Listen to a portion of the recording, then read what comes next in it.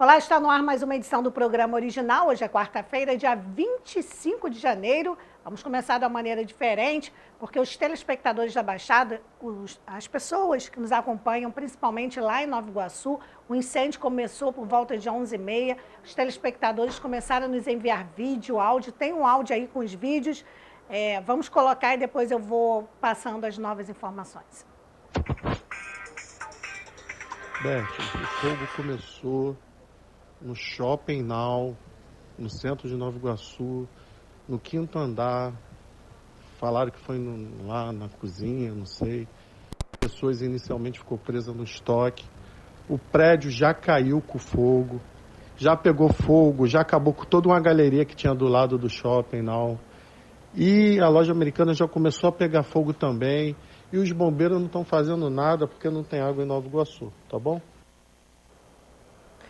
Bem, então, aí os telespectadores foram nos enviando, e essa voz, no caso, é até de um telespectador muito especial, porque meu irmão, ele tem um restaurante aí nessa mesma rua, e eles tiveram que evacuar, deixar tudo. E o pior de tudo é que as informações mais recentes que eu tenho agora, não só dos telespectadores, mas principalmente aí do meu irmão, do Ricardo, ele disse o seguinte, que a polícia não chegou, o bombeiro não chegou até aquele momento, né? Claro, isso aí é de alguns minutos atrás. A gente acredita que agora, nesse momento, né, 12h11, claro, já está lá bombeiro, polícia, todo mundo, mas as pessoas, algumas pessoas que não eram do comércio, pessoas, eles começaram a saquear as lojas, enquanto umas corriam para fugir do fogo, outras queriam entrar em lojas próximas para saquear. Então, estava uma verdadeira desordem, um verdadeiro caos lá no centro de Nova Iguaçu. A gente já pede atenção, já fiz contato, inclusive, aqui com a assessoria de comunicação da prefeitura, com a assistência que eles vão dar aí, se vai colocar a guarda municipal, se para cuidar do patrimônio, até que a polícia militar veja uma estratégia, enfim, está muito confuso, porque além do fogo, olha, as pessoas fizeram aí, e mandaram, várias pessoas fizeram, umas fizeram e mandaram direto, outras pegaram de colegas de trabalho, enfim, foram encaminhando. Então, a gente aguarda aí uma resposta não só da Polícia Militar, do batalhão responsável por essa área de Nova Iguaçu, da Baixada, e também da Guarda Municipal de Nova Iguaçu. A gente aguardando já uma resposta da Prefeitura, o que a Guarda Municipal vai fazer, porque, primeira coisa, todo mundo sabe, é evacuar a área, e antes da evacuação oficial pela Defesa Civil, as pessoas já fogem, já correm, e, claro, tem ainda aquelas pessoas que não entenderam o que está acontecendo, porque realmente tem coisas desabando ali, está muito perigoso, né? A gente sabe que quando chega esse ponto, isso aí, olha, só para vocês entenderem, esse vídeo é do início do incêndio.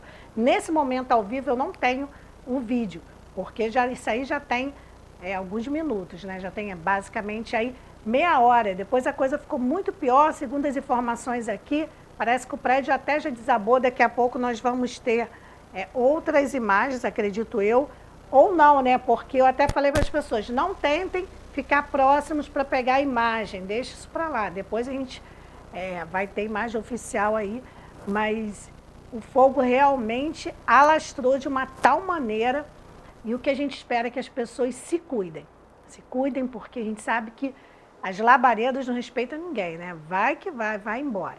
Então, qualquer novidade, a gente volta e se cuidem. Obrigada aí pela audiência e carinho do pessoal da Baixada Fluminense. Bem, nós vamos começar hoje com uma notícia que interessa muitas pessoas, principalmente para quem está desempregado ou quem foi mandado embora há pouco tempo, porque os valores do seguro-desemprego foram reajustados. A parcela mínima passa a ser de R$ 1.302, que é o piso do salário mínimo, e o teto vai para R$ 2.230,97. Vamos conferir na reportagem da jornalista Natália Guimarães. A parcela mínima do seguro-desemprego agora é de R$ 1.302 e o teto de R$ 2.230,97. Os valores acompanham o salário mínimo atual e foram atualizadas com base no Índice Nacional de Preços ao Consumidor, o INPC. O benefício foi reajustado nesta segunda-feira. De acordo com o doutor em Economia e professor na Universidade Mackenzie, Hugo Garbi, o pagamento do seguro-desemprego é um benefício a que todo trabalhador tem direito, desde que ele cumpra com as regras do Ministério do Trabalho. Ele tem que trabalhar pelo menos um ano na empresa, ou seja, tem algumas regras, não ter usufruído de seguro-desemprego nos últimos 6 meses e não pode ser demitido por justa causa ou pedir demissão. O benefício também pode ser pago a empregados domésticos, funcionários formais que tiveram contrato suspenso para participar de programa de qualificação profissional oferecido pelo empregador, pescadores profissionais durante o período em que a pesca não é permitida e trabalhadores resgatados da condição análoga à escravidão. Hugo Garbi explica que também é importante destacar que, como normalmente o seguro-desemprego é menor que o salário do trabalhador, existe um processo de readequação da renda e dos gastos. Então, de uma forma geral, o trabalhador ele precisa fazer uma reserva para os meses que ele for ficar desempregado, né? E também ele precisa fazer ali o pagamento das dívidas mais urgentes. Cada faixa salarial possui uma regra diferente para o cálculo da parcela do seguro-desemprego. Atualmente é possível pedir o benefício em diferentes canais de comunicação, como o aplicativo da Carteira de Trabalho Digital, o portal gov.br, pelo Alô Trabalho no número 158 e por e-mail. Ainda é possível solicitar o benefício presencialmente em uma das unidades das Superintendências Regionais do Trabalho. Para fazer o pedido, é necessário ter em mãos o número do requerimento do seguro, entregue pelo empregador na hora da demissão. Bem, estava aqui olhando as imagens, eu fiquei assustada. Os telespectadores de Nova Iguaçu continuam encaminhando imagens para a gente vai mostrar já as imagens para vocês, a produção está separando as imagens, o prédio já caiu, a coisa é séria, a gente pede que as pessoas saiam de perto. Então, enquanto ajeita as imagens aí, produção, eu vou lá para Teresópolis, porque lá equipes da prefeitura seguem na limpeza das vias públicas, na desobstrução e reparos de galerias pluviais em vários bairros após o forte temporal que atingiu o município e ali toda a região. Com um volume excessivo de água, algumas galerias não deram vazão de escoamento e manilhas se romperam, causando alagamentos. A Defesa Civil Municipal opera em estágios de atenção com equipes de prontidão devido à previsão de chuvas. De acordo com o Centro de Monitoramento e Comunicação da Defesa Civil, os maiores índices pluviométricos registrados foram de 124 milímetros em 24 horas no Panorama, 120 também 24 horas em São Pedro, 119 milímetros em 24 horas no Barroso, 105 milímetros em 24 horas no Rosário e 88 milímetros no Vale da Revolta. No Rosário e no Vale da Revolta, únicos bairros onde as sirenes foram acionadas, os moradores receberam apoio da Defesa Civil Municipal de Teresópolis, que prestaram apoio aos moradores. Foram registradas 27 ocorrências sem vítimas em 11 bairros e pontos de alagamento. Equipes da Defesa Civil e da Secretaria Municipal de Desenvolvimento Social prestam atendimento na Vila Muqui, onde 5 casas foram interditadas e os moradores vão se alojar com parentes e amigos. Eles são cadastrados para receber aluguel social e cesta básica emergencial. As equipes da Defesa Civil seguem empenhadas nas vistorias técnicas, no registro de ocorrências e monitorando as condições do tempo. O telefone de emergência 199 funciona 24 horas e o atendimento também pode ser solicitado pelo WhatsApp, o DDD lá de Teresópolis, 21, telefone 2742 7025. Já a gente vai continuar falando de chuva e de Defesa Civil. Produção, tem as imagens lá de Nova Iguaçu? Vamos acompanhar. Feita agora há pouco tem a foto, agora tem a imagem aí que assusta, né? Porque o fogo tomou uma proporção assim muito grande. Para quem não conhece o centro de Nova Iguaçu, o calçadão de Nova Iguaçu, quem não conhece, vai ter uma ideia do que é. Quem conhece sabe que é perigoso, porque ali é muito cheio, são muitas lojas. Começou numa loja de um shopping, daqui a pouco a gente vai ter as informações oficiais dos corpos de bombeiros, da prefeitura. Isso aí são telespectadores encaminhando, então não vou me aprofundar para não dar informação errada, vamos ficar só com as imagens. Mas a gente pede que as pessoas saiam de perto, né? Muita gente a gente tem as imagens porque as pessoas ficam fazendo e mandando e tal, mas tem que ter muito cuidado porque o fogo se alastra muito rápido, essa fumaça aí faz mal. E tem uma imagem que é impactante, que mostra de cima já que o prédio caiu. Essa, se eu não me engano, é essa imagem, uma imagem que chegou agora há pouco para a gente. Olha o fogo. Foi muito rápido, olha lá. Aí um prédio caiu, desabou.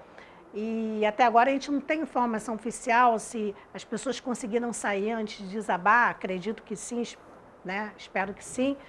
E nós vamos ver essas imagens que eles mandaram e vamos continuar aqui acompanhando. Agora, o que eu acho assim, que o quanto antes, acredito eu que já esteja lá, né? Eu não estou lá, não vou afirmar, mas o quanto antes que a Guarda Municipal de Nova Iguaçu chegue ao local para afastar as pessoas, para criar um cinturão de segurança e, claro, também proteger ali o patrimônio do que não queimou. Porque a informação que nós temos, né, a população meio revoltada, que algumas pessoas, alguns criminosos, porque quem rouba é criminoso, já chegando lá para roubar, levando coisas, então a gente faz esse alerta, também aguardando já a produção, vendo com a Polícia Militar aí da Baixada, da região, e a gente já, se tiver outras informações, volta com esse assunto. E falando em Defesa Civil, vamos falar da Defesa Civil Nacional, gente, que reconheceu a situação de emergência em mais de 17 cidades atingidas por desastres. Estão na lista municípios dos estados da Bahia, Minas Gerais, Pernambuco, Paraná, Rio de Janeiro e Rio Grande do Sul. Vamos conferir na reportagem de Petronílio Oliveira. Reconheceu nesta terça-feira, 24 de janeiro, a situação de emergência em mais 17 cidades brasileiras atingidas por desastres naturais. 13 delas passam por um período de estiagem, sendo que 11 ficam no Rio Grande do Sul. São elas Arroio do Padre, Dois Irmãos das Missões, Erval Seco, Iraí, Jaboticaba, Jacutinga, Nova Palma, Pedras Altas, São José das Missões, São José do Norte e Seberi. As outras duas são Orobó e São Caetano, em Pernambuco. Já Frei Inocêncio, em Minas Gerais, e Laje do Muriaé, no Rio de Janeiro, foram atingidas por chuvas intensas, enquanto Cachoeira, na Bahia, registrou alagamentos e Cruzeiro, do Oeste, no Paraná, foi afetada por enxurradas. Em todo o Brasil, estados e municípios com reconhecimento de situação de emergência ou de estado de calamidade pública podem solicitar recursos federais para ações de defesa civil. Karine Lopes, diretora de Articulação e Gestão da Defesa Civil Nacional, explica de que forma os repasses podem ser aplicados. Os recursos da Defesa Civil podem ser empregados no primeiro momento do desastre para assistência humanitária, como a aquisição de kits de higiene, limpeza e alimentação para as pessoas que foram afetadas pelo desastre. Outra ação importante é o restabelecimento dos serviços essenciais, como, por exemplo, abastecimento de água e desobstrução de vias públicas. Além disso, os recursos da Defesa Civil podem contemplar a reconstrução de infraestrutura destruída ou danificada pelo desastre. A solicitação de recursos deve ser feita por meio do Sistema Integrado de Informações sobre Desastres, o S2ID. A ferramenta pode ser acessada em s2id.mi.gov.br. Para mais informações sobre ações do Governo Federal em proteção e defesa civil, acesse mdr.gov.br. Bem, informações agora já fresquinhas, a Guarda Municipal de Nova Iguaçu já chegou lá na área do incêndio, já isolou, a polícia já está lá, já está tudo caminhando, claro, o fogo continua porque é muito fogo, mas já está tudo sob controle nesse aspecto e a gente fica mais tranquilo. Obrigada aí pela audiência do pessoal da Baixada. Bem, agora voltando para Teresópolis, um serviço de utilidade pública. Começaram hoje, quarta-feira, dia 25, as obras de contenção e drenagem do corte da Barra, localizado em trecho da Avenida Presidente Roosevelt. Com previsão de duração de 6 meses, as intervenções são realizadas por uma empresa contratada pelo Departamento Nacional de Infraestrutura de Transportes, o DENIT. O planejamento prevê a interdição total durante os primeiros 15 dias, entre 7 horas da manhã e 6 da tarde, com rotas alternativas para passagens de veículos e de pedestres. A passagem será liberada entre 6 da noite e 6 da manhã, com a interdição sendo retomada sempre às 7 horas da manhã. Após 15 dias, serão avaliadas as condições de tráfego, as intervenções em andamento e a sinalização para definir como a obra vai seguir. A Secretaria Municipal de Ciência e Tecnologia programou todas as interdições no aplicativo Waze e quem fizer a rota utilizada, a plataforma será automaticamente, né? Quem for lá na plataforma, essa pessoa será automaticamente direcionado para a via alternativa mais próxima, né? O que ajuda, a pessoa não fica tão perdida. Porque quando muda o trânsito, o motorista não sabe para onde ir. Mas lá eles colocaram, além da sinalização, essa parceria aí com a Waze, que você clica lá onde tem a obra e te direciona para uma outra rota. Muito bom, né? E ainda serviços de utilidade pública. Mas agora aqui na Cidade Imperial, no próximo sábado, em Petrópolis, será realizada a primeira feira de adoção responsável de cães e gatos deste ano. O local é a Praça Dom Pedro, no Centro Histórico, o horário é de 10 da manhã às 3 da tarde.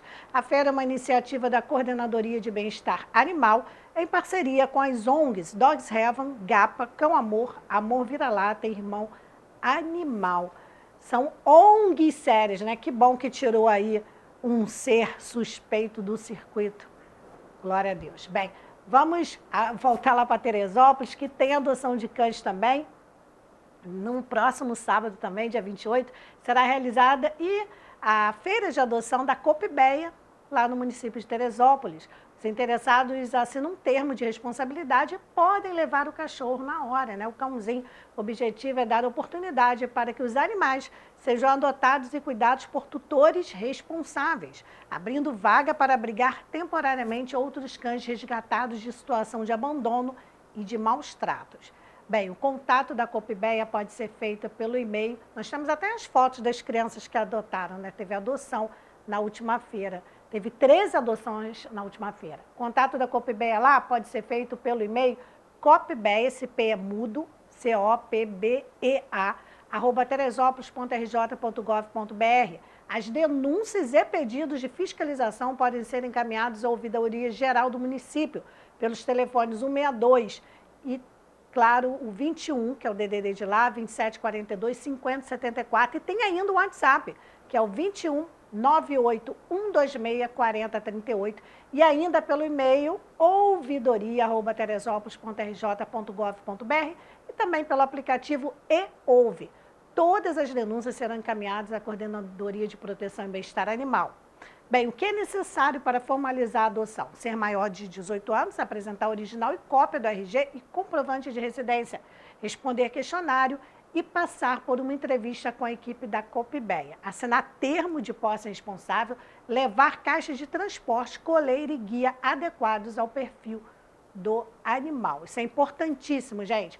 Agora, parabéns aí para a Copibeia, pessoal de Teresópolis, que tem WhatsApp, telefone, 2 e-mails, tudo para denúncia, para fiscalização. E lá eles têm um lugar para resgatar os animais e levar ao lugar. Lá eles não ficam dependendo só das ONGs, né, que ajudam os animais. Então, assim, é um trabalho muito sério que a prefeitura faz lá e que está funcionando realmente. Então, parabéns, porque os animais precisam disso, gente. Vamos para Paraíba do Sul. Até o momento, os dados do censo do IBGE, referentes ao município sul-paraibano, ficaram em baixa, apontando 41.084 habitantes somente. Este dado não condiz com a estimativa populacional realizada pelo Instituto lá em 2018, que apontava a população total de Paraíba do Sul, já em 2018, apontava 44.045 habitantes. Não, aí caiu muito, né? Resultando na diminuição de repasse do fundo, aquele FMP, que é o Fundo para os Municípios, né? Com isso, de acordo com uma liminar deferida pelo Supremo Tribunal Federal, pelo ministro Ricardo Lewandowski, na última segunda-feira, dia 23, a decisão normativa do Tribunal de Contas da União de realizar os repasses de acordo com o censo 2022 está suspensa, sendo considerado como patamar mínimo do fundo de 2023 os dados estimados ainda em 2018. Portanto, como os dados do censo 2022 ainda estão sendo coletados, a população ainda pode responder ao questionário. Basta ligar para 137, a ligação é gratuita e os recenseadores do IBGE irão até a sua casa para coletar a sua pesquisa. O horário de funcionamento é de 8 da manhã às 9h30 da noite, todos os dias. Então, você que é de Paraíba do Sul, se você não recebeu ainda o IBGE na sua casa, é importante que você ligue para esse número a ligação é gratuita, esse 137, para eles irem até a sua casa, porque senão o município pode ser prejudicado, né? A gente sabe que muitas pessoas não receberam recenseadores e aí a estatística, né, ali o número, a realidade fica fora.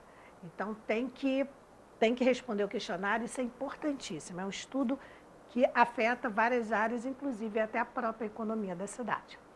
Bem, falando em IBGE, né, Banco Mundial e o IBGE desmentiram a ministra Marina Silva. Isso mesmo, preste atenção. Ela diz, né, que a pobreza tinha aumentado no governo nacional, mas o próprio IBGE disse que no governo do Bolsonaro a pobreza caiu, né? Os dados desmentem. A ministra Marina Silva esses dados revelam que o número de pobres e desempregados diminuíram durante o governo Bolsonaro. Nós vamos acompanhar agora na matéria. Na semana passada, o Brasil esteve no meio de uma confusão causada pela ministra do Meio Ambiente, Marina Silva. Ela disse que mais de 120 milhões de brasileiros estariam supostamente passando fome. A declaração foi no dia 16 de janeiro, no Fórum Econômico Mundial, em Davos, na Suíça. A ministra diminuiu o número no dia seguinte, falou em 33 milhões. Pouco depois, a ONU divulgou um relatório esclarecendo que o Brasil possui cerca de 9 milhões de pessoas passando fome. Envergonhada, mesmo assim, Marina não deu o braço a torcer. Mas, na mesma semana, analistas compararam os números divulgados pela ministra do Meio Ambiente do Brasil com os dados do Banco Mundial. Ao mesmo tempo, foi divulgada a mais recente pesquisa do IBGE, revelando que, no final do governo Bolsonaro, a população desempregada no Brasil diminuiu 953 mil pessoas em comparação ao trimestre anterior. Na mesma linha do IBGE, os dados do Banco Mundial mostram que a extrema pobreza no Brasil em 2020 caiu para o patamar mais baixo da série histórica das medições iniciadas em 1980. Conforme o relatório do banco, em relação a 2019, mais de 7 milhões de brasileiros saíram da miséria. Para o cientista político André Rosa, os recentes desencontros nas falas de ministros do governo Lula podem atrapalhar o crescimento do país. Mestre em psicologia política e especialista em relações governamentais, André Rosa entende que o aumento do nível de emprego no Brasil, revelado pelo IBGE, ainda reflete o trabalho desenvolvido pelo governo anterior. Qualquer reflexo em termos de aumento de nível de emprego reflete ao governo anterior. Ainda é muito cedo para dizer que o governo Lula tem participação direta em qualquer aumento percentual de ocupação. E, na realidade, houve muitos desencontros de falas que estremeceram o mercado de ministros que estavam desarticulados com a Casa Civil, ou seja, como revogação da reforma trabalhista e outros itens mais polêmicos. Então, na realidade, os dados do IBGE ilustram ainda um resultado da equipe econômica do governo anterior. O Instituto Brasileiro de Geografia e Estatística, o IBGE, é vinculado ao Ministério da Economia. A entidade revelou que, em novembro do ano passado, a taxa do desemprego no Brasil caiu para 8,1%. Foi a menor taxa de desemprego dos últimos 7 anos. É isso. Então, não adianta fake news, não adianta mentira, porque os dados estão aí do IBGE, do próprio Banco, né, Mundial, então tem que ser tudo certinho, gente. Bem, por falar tudo certinho, tem algumas informações oficiais aqui sobre o incêndio para a gente, por hora, encerrar por este assunto.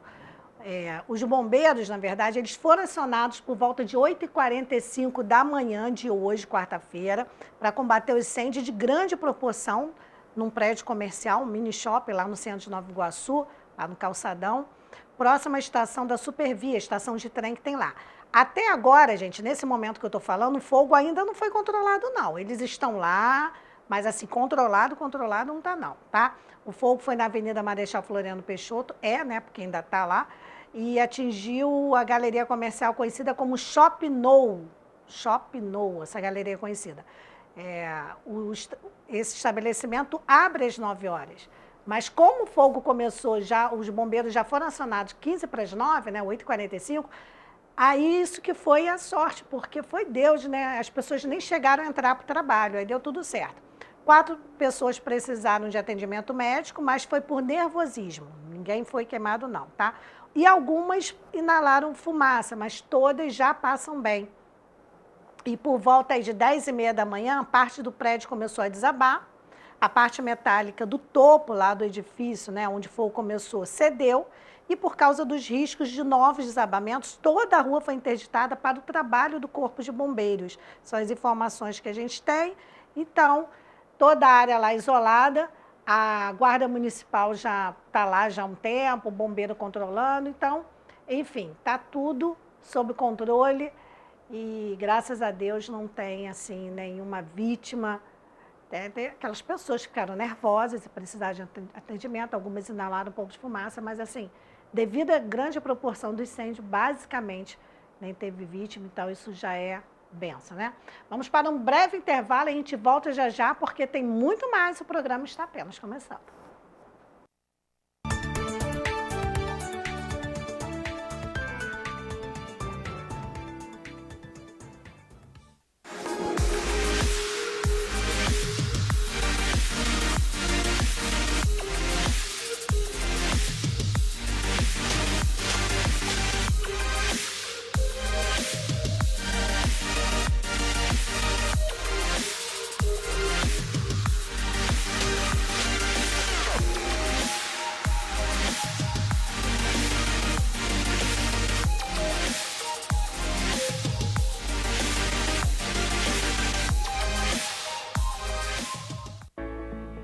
A Móveis Pedro II, que você já conhece e confia, agora está com uma loja mais ampla para você. Um espaço maior para receber os nossos clientes com muito mais conforto, água gelada e aquele café fresquinho. Ampliamos e aumentamos a variedade de produtos no salão e nos catálogos. Aqui você encontra qualidade e garantia de levar móveis com estilo e beleza. Nossa casa está maior para deixar a sua mais bonita. Móveis Pedro II, mesmo atendimento com mais conforto. Crediário próprio em até 10 vezes e cartão de crédito parcelado em até 12 vezes sem juros. Móveis Pedro II, venha nos fazer uma visita.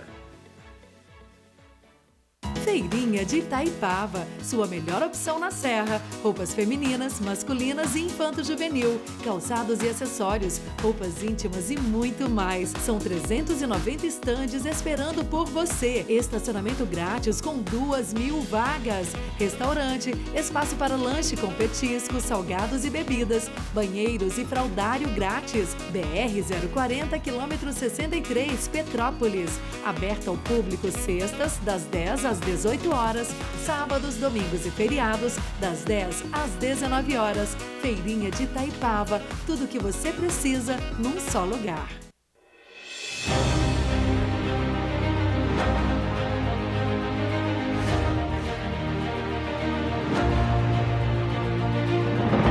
Não é jornalismo de direita, é jornalismo direito. Correio Petropolitano. Tudo que seu jornal não deveria ter deixado de ser. Todos os dias, em uma banca perto de você.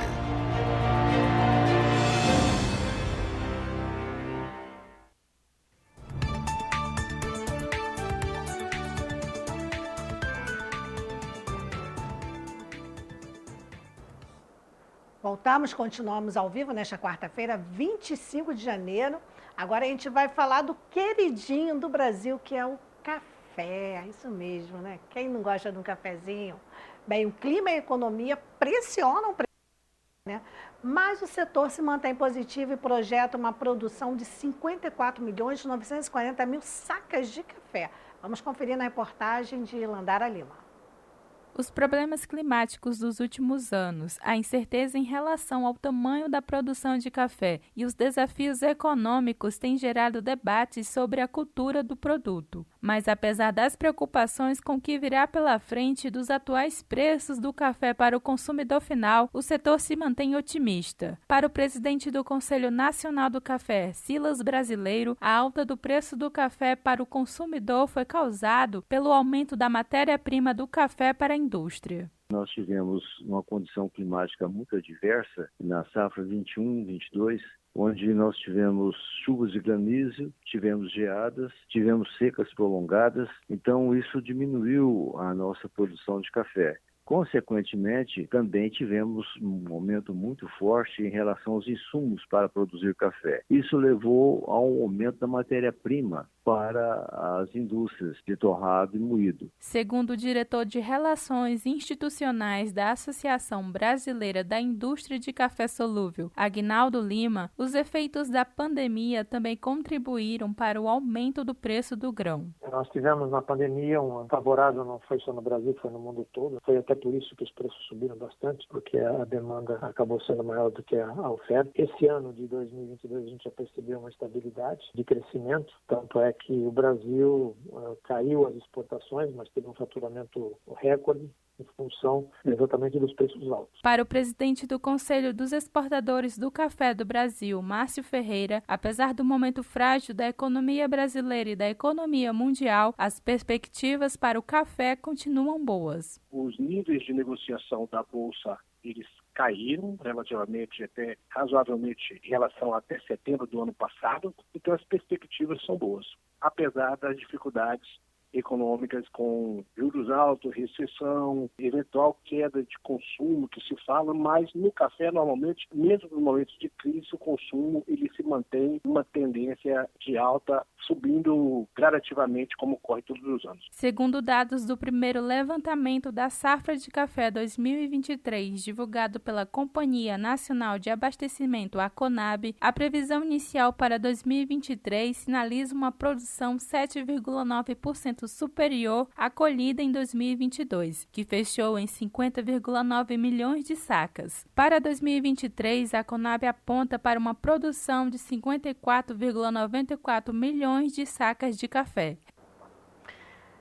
Café é muito bom, né? Tomara que o preço não suba muito, porque olha, já tá difícil, hein? Tem padaria aqui que o cafezinho pequenininho, não estou falando, gente, de cafeteria. A gente sabe que cafeteria paga mais, porque você está pagando ali o conforto da cafeteria, o certo luxo da cafeteria. Estou falando de padaria. Cafezinho assim, ó, tu dá 2 golinhos, já acabou, R$3. Gente, demais, né? Então vamos torcer que o café não suba mais, ou daqui a pouco vai ter que ter R$10. Então o cafezinho da padaria, gente, pode dar. O café é o queridinho do país. Bem, agora um assunto sério. Você que comprou imóvel que está em construção, seja num prédio, num condomínio, na rua, você que está construindo, sabe que mesmo sem estar pronto, ou seja, sem o habite, você paga o IPTU. Normalmente é assim. Mas, preste atenção. Vamos falar aqui, olha. Volta aí, produção. Isso. Vamos falar sobre isso. Vamos falar sobre IPTU. Isso. IPTU e o habite, porque os tribunais divergem sobre legalidade de cobrança do IPTU antes do habite, porque tem gente cobrando, né? Após decisões divergentes nos TJS de Santa Catarina, no TJ também aí do Distrito e o de São Paulo, os advogados tributaristas e especialistas em direito imobiliário analisam essa cobrança como possivelmente indevida e há como contribuinte recorrer ao STJ caso a decisão do tribunal seja desfavorável ao pagador. Vamos conferir na reportagem de Ana Luísa Santos.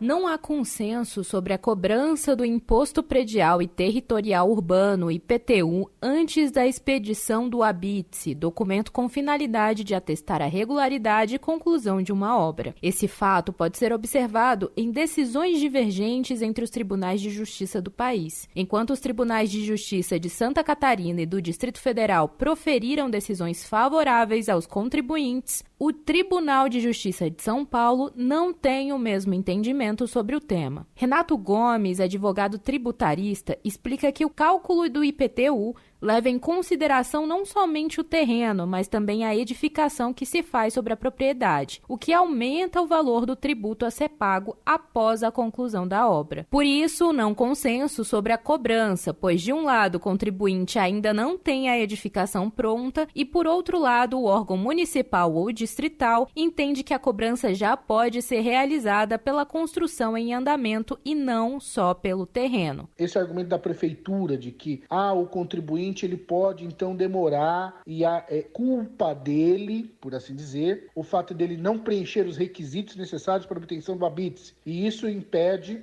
que a prefeitura faça a cobrança relativa à área construída. No entanto, poderia se dizer, então eu vou cobrar antes para obrigar o contribuinte a se regularizar. Mas se esse for o pensamento, eu estaria utilizando o tributo como uma forma de punição. No entanto, o conceito de tributo, que está no artigo 3º do Código Tributário Nacional, ele é muito claro em estabelecer que o tributo não pode ser utilizado como punição. Já a advogada especialista em direito imobiliário, Ana Carolina Osório, afirma que as 3 câmaras responsáveis por julgar o tema no Tribunal de São Paulo consideram legal a cobrança do IPTU antes da expedição do habite-se. No entanto, esse entendimento não é um consenso, pois, segundo a advogada, se o imposto é devido pela existência do imóvel e pela possibilidade de uso do mesmo, não há como se cobrar a taxa antes da conclusão da obra,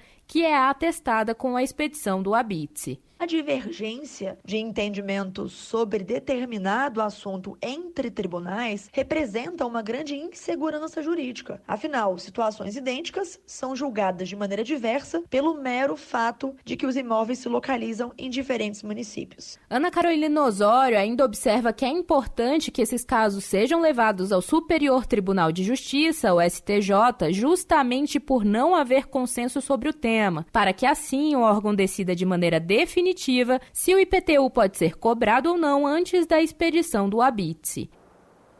Então, se você está pagando IPTU antes, corra atrás, quem sabe se livra disso aí, já que você não tem um habite-se, né? Vamos para um breve intervalo, no próximo bloco tem mais.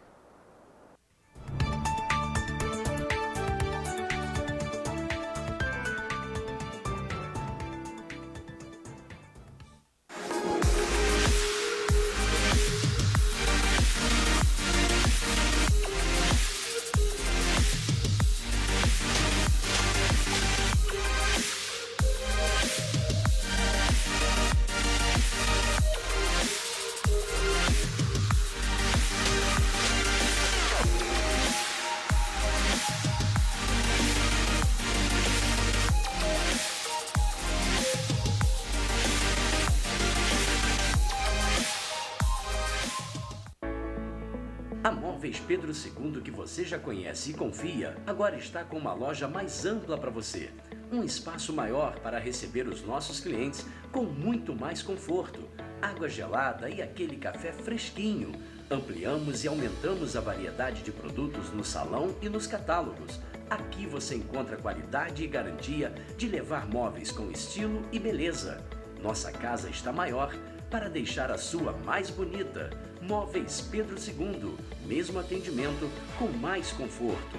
Crediário próprio em até 10 vezes e cartão de crédito parcelado em até 12 vezes sem juros. Móveis Pedro II, venha nos fazer uma visita.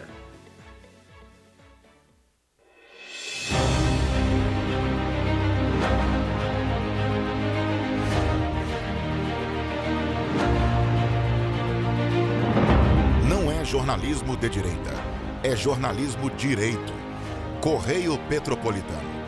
Tudo que seu jornal não deveria ter deixado de ser. Todos os dias, em uma banca perto de você.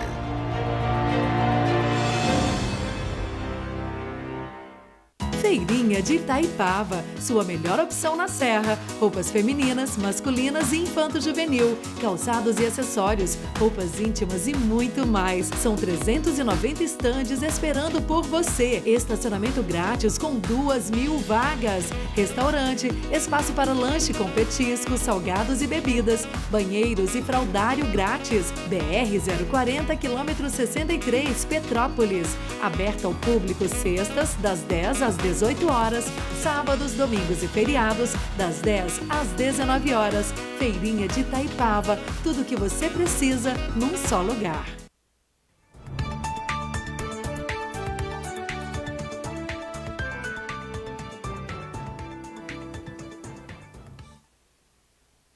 Bem, voltamos agora, vamos falar de um assunto seríssimo, que foi o aumento de mortes maternas durante a pandemia, isso mesmo. Um estudo revela o excesso, gente, de 40% em óbitos maternos no ano de 2020, quando começou a pandemia. gestantes e puérperas foram mais afetados pela pandemia do que a população em geral, de acordo com o estudo feito pelo Observatório Covid-19 da Fiocruz. Vamos conferir na reportagem.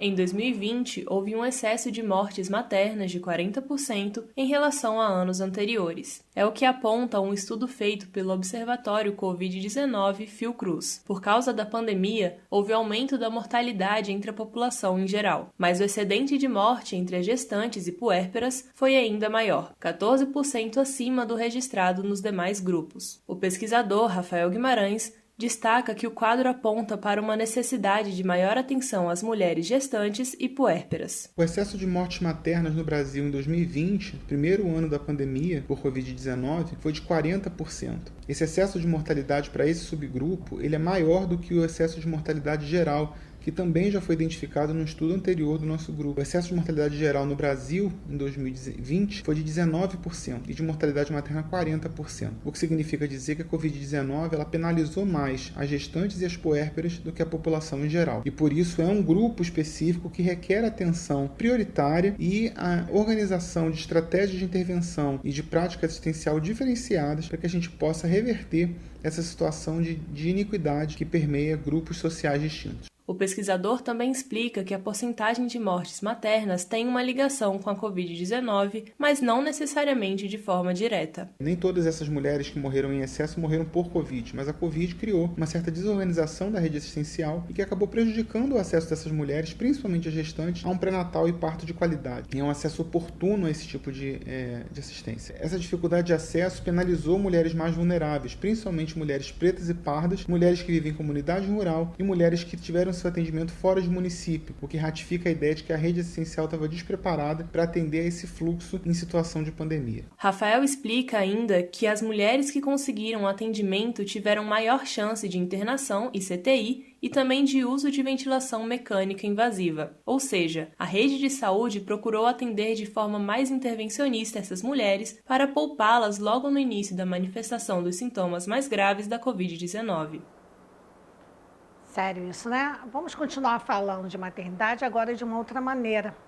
Se você e seu marido, né, seu companheiro, não conseguiram engravidar depois de 1 ano de tentativa, talvez você ou ele ou os dois, né, talvez não necessariamente tenha um ou outro, né, seja aí infértil, tenha problema com a fertilidade. Para este tema, que é muito delicado, nós vamos ouvir o especialista, o obstetra, o Dr. Fábio Padilha.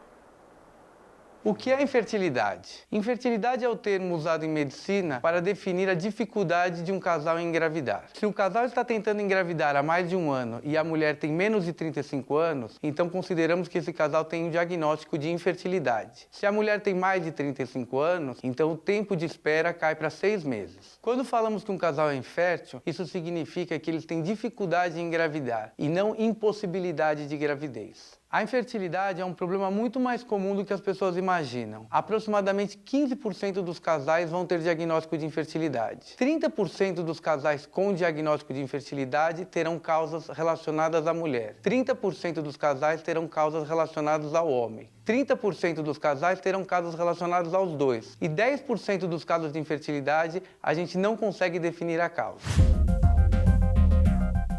Antes de falar do problema, vamos falar resumidamente como ocorre o processo de gravidez. Todo mês um óvulo se desprende do ovário e vai caminhando pela trompa, enquanto o útero se prepara para receber um embrião. Para que ocorra a gravidez, é necessário que um espermatozoide, liberado pelo homem durante a relação, penetre no óvulo. Eles vão formar um embrião que vai se fixar no útero. O sucesso desse processo resulta na gravidez. Existem muitos problemas que podem prejudicar o processo de engravidar, mas é importante diferenciar a dificuldade em engravidar e a dificuldade em se manter uma gravidez.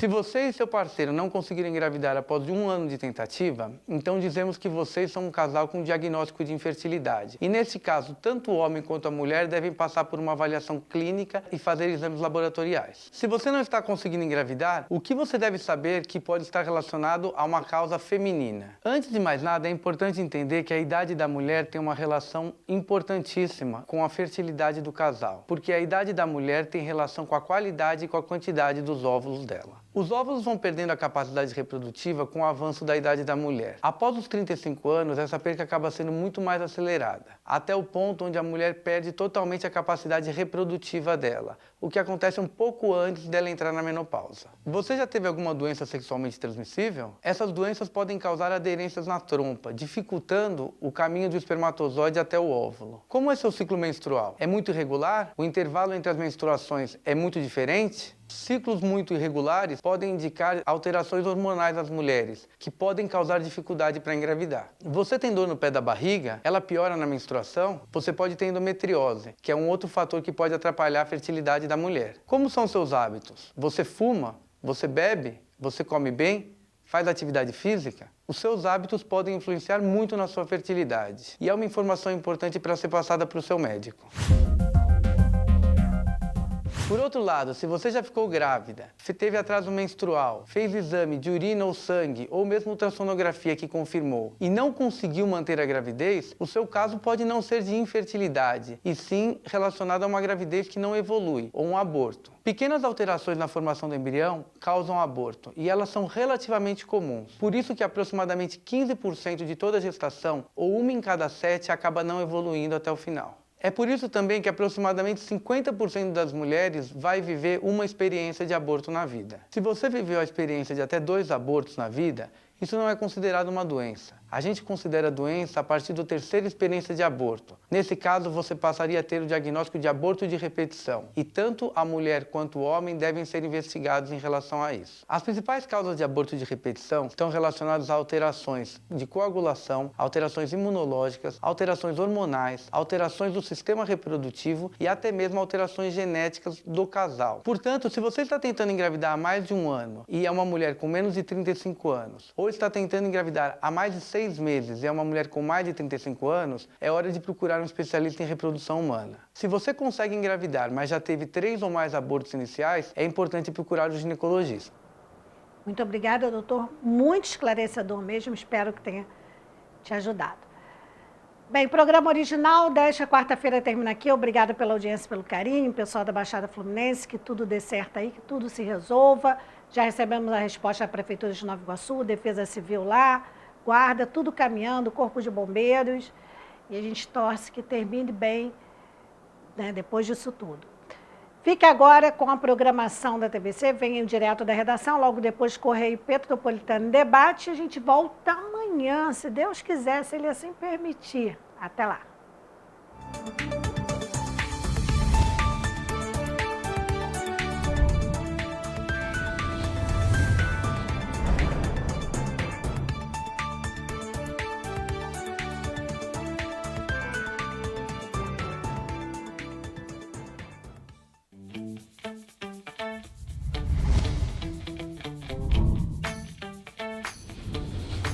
TVC, a TV do Correio da Manhã. Sabe o que o governo do estado faz para gerar mais emprego e renda para você? Trabalha muito para melhorar a infraestrutura, a segurança, a saúde, a educação, o transporte. Porque um lugar só é bom para trabalhar quando é bom também para quem mora nele. A gente não para de trabalhar para você poder viver melhor, empreender e crescer. Invista no Rio, Governo do Estado do Rio de Janeiro.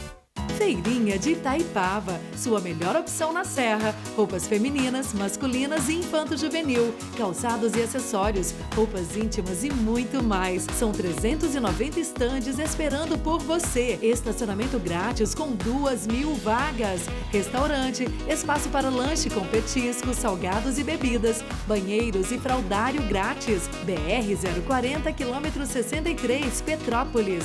Aberta ao público sextas, das 10 às 18 horas, sábados, domingos e feriados, das 10 às 19 horas. Feirinha de Itaipava, tudo o que você precisa num só lugar.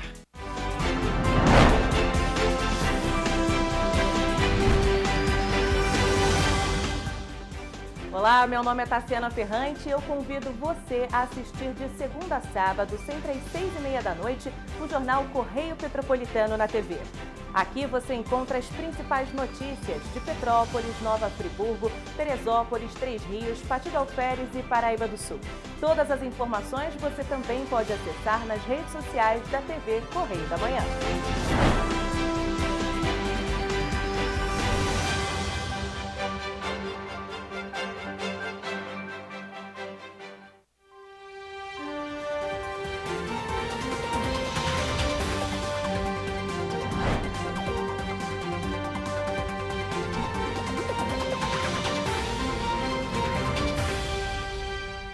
Pesquisadores da Universidade Federal